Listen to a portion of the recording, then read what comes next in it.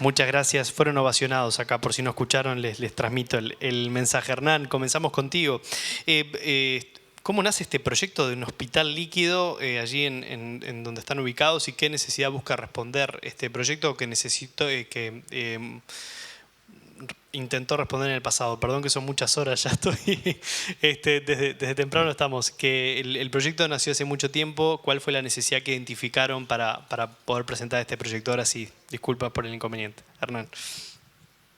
Sí, el proyecto nace en el 2009.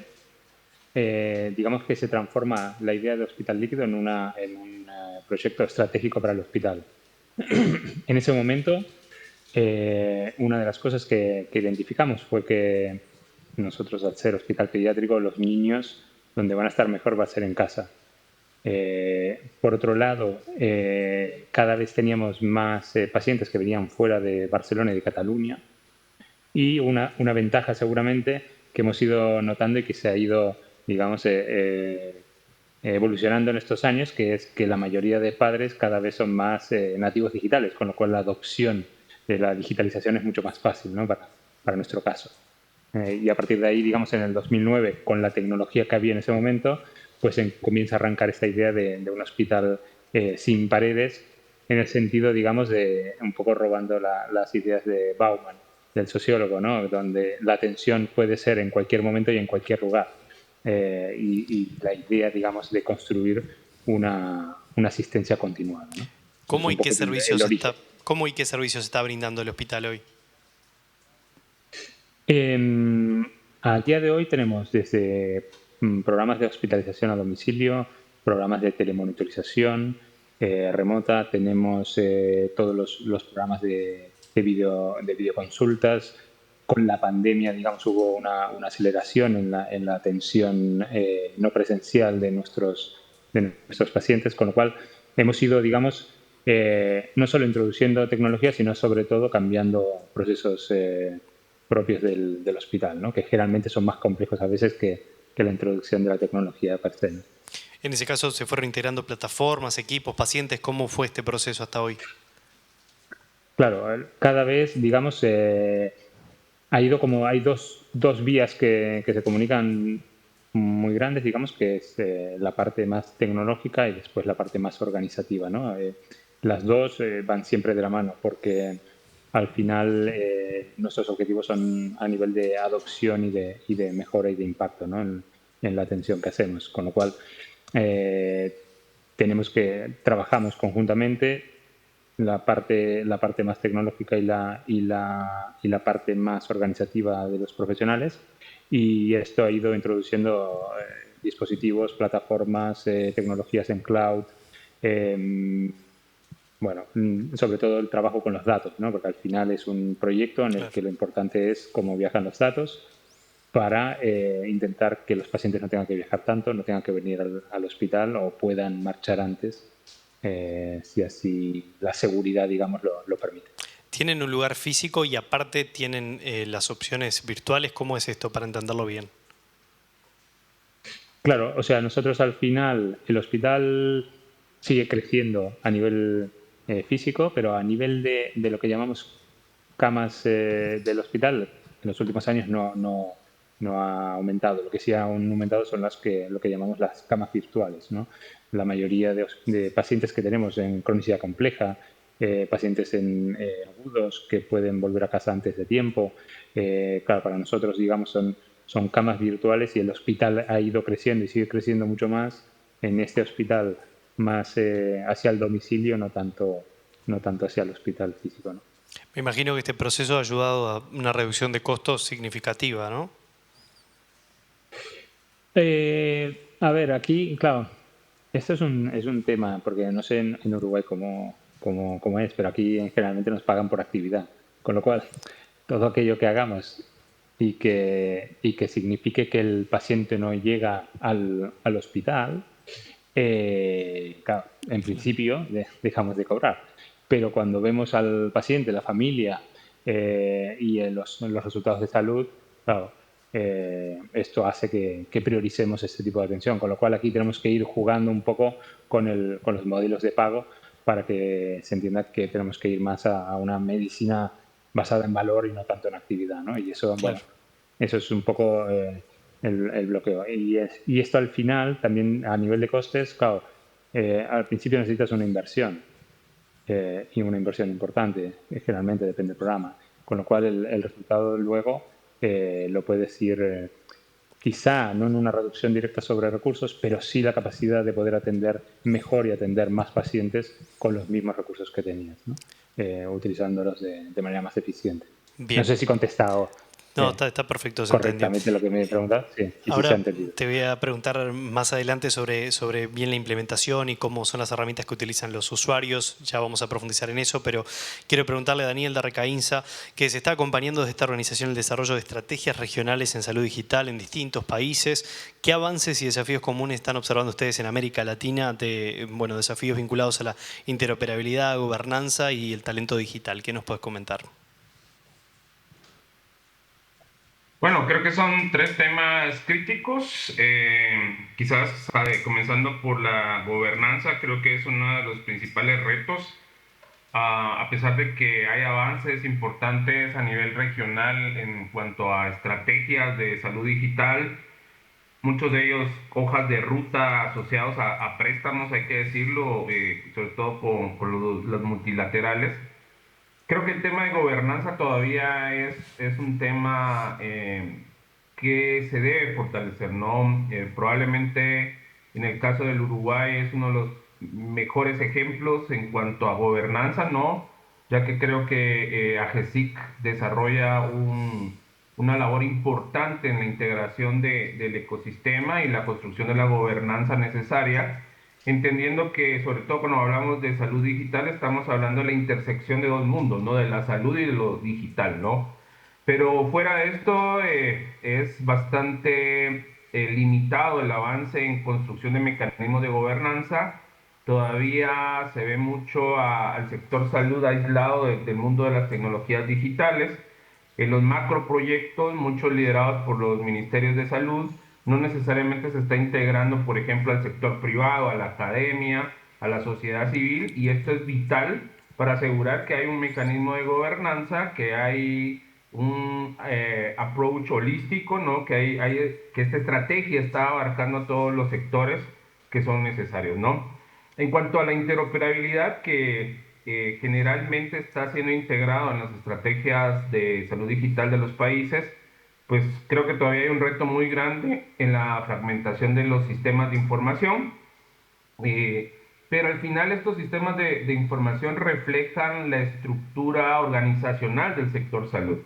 Entonces creo que ahí es donde todavía estamos en un paso atrás en cuanto a transformación digital y estamos todavía muy enfocados en digitalización, que son dos cosas distintas, ¿no? Eh, Esto quiere decir que con el mismo modelo de salud estamos tratando de digitalizar y ahora, por ejemplo, adoptar inteligencia artificial. Y no estamos realmente profundizando en la transformación de los procesos, en la transformación de la forma como hacemos las cosas. Y por ende, esto, como menciono, se ve reflejado en los sistemas de información y hace que la interoperabilidad todavía sea bastante limitada. Se está apostando en algunos países por la adopción de estándares como HL7 Fire, pero estamos claros que HL7 Fire es solo un estándar y no va a resolver el tema de interoperabilidad cuando hay distintas capas de la interoperabilidad y quizás la más importante es la interoperabilidad organizacional, ¿no? Que no tiene que ver con tecnologías, tiene que ver con procesos, con regulación, políticas, etcétera. Y finalmente con el tema talento humano, creo que ese es un problema importante, un reto importante, no solo en América Latina y el Caribe, sino me atrevo a decir en todo el mundo, ¿no? Yo formé parte del board asesor de HIMSS para las Américas durante 3 años y en las conferencias globales de HIMSS, que para mí es la conferencia más grande del mundo en salud digital, y que uno puede ver allí toda la innovación habida y por haber, el reto que siempre se conversaba era el del talento humano, no cerrar la brecha digital en el talento humano, pero también cómo repensamos los roles y funciones en un mundo totalmente digital. Así que me parece que, digamos que en resumen, en términos de gobernanza, en América Latina y el Caribe tenemos países con un avance más o menos alto, luego el resto con retos importantes. En interoperabilidad me parece que hay casos de éxito como el caso de Uruguay, lo que está haciendo Chile, lo que está haciendo Brasil, y de ahí paremos de contar. Y en talento humano me parece que inclusive países como Uruguay, Chile y Brasil, que llevan delanteras en cuanto a transformación digital, todavía tienen bastantes retos en cuanto a la formación, creación de competencias y el desarrollo de nuevos roles y funciones que cierren ese círculo del talento humano. Daniel, si te pido brevemente que me presentes Recaínsa, los trabajos que han realizado y el objetivo y la importancia, sobre todo, de estas redes regionales para el aprendizaje. Buenísimo. Bueno, Recaínsa nace como una red de voluntarios en el 2013 en Centroamérica, con la intención de generar espacios como este, donde podamos aprender unos de otros, donde no reinventemos la rueda, ¿no? Y sobre todo promover las mejores prácticas, estándares y otros elementos que nos ayuden a acelerar el proceso de transformación digital. Como esto es algo muy necesario, la red creció y hoy somos una red regional con presencia desde Canadá hasta la Patagonia, pasando por el Caribe. Y a partir de esto, pues creamos también una organización sin fines de lucro que está legalmente constituida en Guatemala, Estados Unidos y Argentina, y con vistas también de establecernos en otros países. El trabajo que hemos venido haciendo ha sido el fortalecer el trabajo de las comunidades de práctica. Tenemos comunidades de práctica en distintas áreas, como es el tema de telesalud, telemedicina, inteligencia artificial, salud pública, salud mental, entre otros. Pero también el poder desarrollar proyectos, sobre todo en tres áreas específicas, que es el tema formativo. Tenemos una oferta importante de cursos, certificados, somos la afiliación de HL7 Internacional para Centroamérica y la República Dominicana. Y también en otras dos áreas, que es el poder brindar asesoría. Ahí hemos trabajado asesorando países en la elaboración de estrategias nacionales de salud digital. Y en el tema de consultoría, que es un tema mucho más ponerse el overall y trabajar a la par, y ahí también hemos trabajado en proyectos relacionados a interoperabilidad, proyectos relacionados a creación de capacidades, ¿no? Y a partir de este trabajo, pues también hemos ido fortaleciendo el trabajo comunitario, ¿no? Yo creo que un poco a la pregunta, las redes son esenciales porque la red al final no trabaja con una pirámide jerárquica como generalmente trabajan las instituciones, ¿no? Las redes al final somos pares. En este caso, nuestra red se integra de profesionales de distintos perfiles, de distintos países, con distintas experiencias, que al final aportan al colectivo, ¿no? Y el networking definitivamente se convierte en una estrategia esencial para poder conectar al ecosistema, ¿no? Y es lo que mencionaba un poco anteriormente en cuanto a la gobernanza.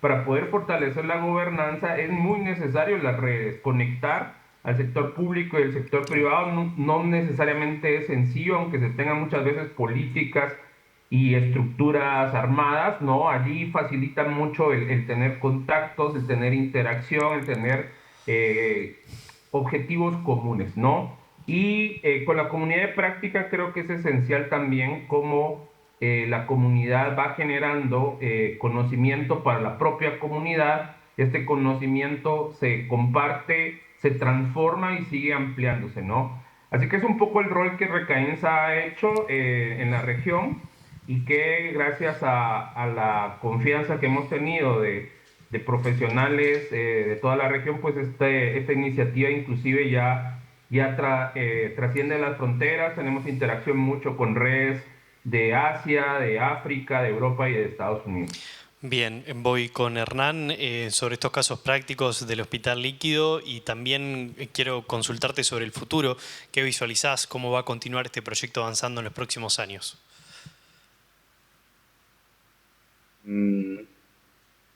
Sobre los proyectos que tenemos ahora, al final es cuando abres una puerta aparecen 5 proyectos nuevos, con lo cual es muy difícil, y sobre todo cuando trabajamos en un hospital donde hay un número de necesidades y y de mejoras identificadas, eso hace que al final queramos multiplicar, digamos, los desarrollos en los que estamos. Con lo cual, aquí sí que hemos ido desarrollando sobre todo canales de comunicación con las familias, con los pacientes, para que haya una continuidad, digamos, en esa asistencia. Hemos ido introduciendo cada vez más modelos de telemonitorización bastante personalizados en función de las necesidades de pacientes. Por ejemplo, tenemos una unidad de diabetes tipo 1 donde atendemos más de 700 niños. Durante los últimos años lo que hemos hecho es que todos los niños van con un sensor, muchos van con bombas de insulina. Esta información nos llega a nosotros a las 8 de la mañana o un poco antes, cada 24 horas. Tenemos una serie de scores y de alertas que nos prioriza cuáles son los pacientes que tenemos que atender en cada momento, y esto hace que la agenda sea mucho más flexible y activa, con lo cual tenemos niños que tenemos que visitar ese día y tenemos otros que están muy bien, que igual quizá si tienen bastante controlada la enfermedad los veremos una vez al año. Con lo cual esto cambia totalmente el modelo de atención, cambia el esfuerzo donde lo ponemos, los resultados están siendo mucho mejores, y incluso la unidad la hemos sacado fuera del hospital, la hemos llevado, digamos, a lo que sería el centro de Barcelona. Nosotros estamos en el hospital casi cuando sales de Barcelona, de la ciudad, y la unidad refleja un poco ese sentido de normalizar la enfermedad en la vida de estos niños, con lo cual no tienen que venir al hospital, van a un área que es diferente, digamos, al hecho de tener que venir aquí, y al final nosotros con la información que nos ofrecen cada día podemos ir poniendo, digamos, el foco de atención, ¿no? Con lo cual, a futuro vemos que esto va avanzando, vamos introduciendo nuevas tecnologías. Hay mucho trabajo que a veces no se ve, que es poco visible, que es todo el gobierno del dato y del dato de calidad. Y luego intentamos cada vez más trabajar en integraciones que sean mucho más rápidas y fáciles de incorporar, porque generalmente es donde más esfuerzo nos lleva, y acompañado también de poner mucho más foco en lo que es la educación a los pacientes y las familias, porque tienen un rol mucho más importante cuando hablamos de atención en domicilio o atención remota, y sobre todo mucho gestión del cambio dentro del hospital, porque al final la manera en que se han atendido estos niños durante muchos años, estamos provocando, digamos, que se cambie, ¿no? Entonces, a futuro, pues lo que apostamos, digamos, es una atención mucho más proactiva, mucho más incluso predictiva, con la dificultad que esto tiene. Digamos que ahora estamos ya en la era de la inteligencia artificial, y esto nos puede automatizar ciertos procesos y a la vez poder llegar antes de cualquier tipo de complicación o agudización que podamos ir aprendiendo, entrenando y pudiendo generar este tipo de alertas más predictivas, ¿no? Con lo cual, aquí nos enfocamos, digamos, en preparar la organización para que esté preparada a lo que vendrá mañana, no tanto para que se prepare a lo que está pasando en este momento, pero ese salto lleva tiempo, digamos, y es complejo. Bien, Daniel, me gustaría tener tu visión sobre el futuro también desde la experiencia de lo que vienen trabajando. ¿Cómo pueden los países de la región garantizar la sostenibilidad en la transformación digital en salud? Bueno, esa es una interesante pregunta porque, de nuevo, aquí creo yo que tiene que ver mucho con la gobernanza y la integración de todos los sectores, ¿no? Muchas veces se recurre, sobre todo en los proyectos a gran escala, a créditos con las multilaterales, pero luego este crédito hay que pagarlo, ¿no? Y muchas veces se tiene el financiamiento del banco y se crean capacidades que luego no se sostienen. Allí creo yo que la alianza público-privada es esencial, las inversiones del sector privado y sobre todo el desarrollar cada uno el rol que le competa, ¿no? En la medida que se crea un mercado de la salud digital, hay interés obviamente de inversión y esto genera un motor económico que hace sostenible estos procesos, ¿no? En América Latina, tristemente, bueno, América Latina y el Caribe, tristemente el tema de la corrupción es muy fuerte y se tiene mucho temor o se ve con mucha desconfianza la alianza público y privada, ¿no? Porque a partir de esto, pues históricamente se han generado cosas de poca transparencia, ¿no? Entonces, yo creo que es un poco el reto, ¿no? Cómo se va generando esa confianza en la alianza público-privada, en, de nuevo, que cada uno desarrolle el rol que le competa, ¿no? En el caso de la institución pública, la rectoría, definitivamente, la generación de política pública, normativa, pero luego en términos de mercado, yo creo que allí tiene que participar el sector privado. No hace sentido, por ejemplo, que los ministerios de salud sean fábricas de software, ¿no? No es el rol de un ministerio de salud fabricar tecnologías digitales. Allí creo yo que tiene que entrar el sector privado. Entonces creo que este tipo de estrategias todavía están en pañales en la mayoría de países y ponen en alto riesgo, me parece, el tema de la sostenibilidad y escalabilidad.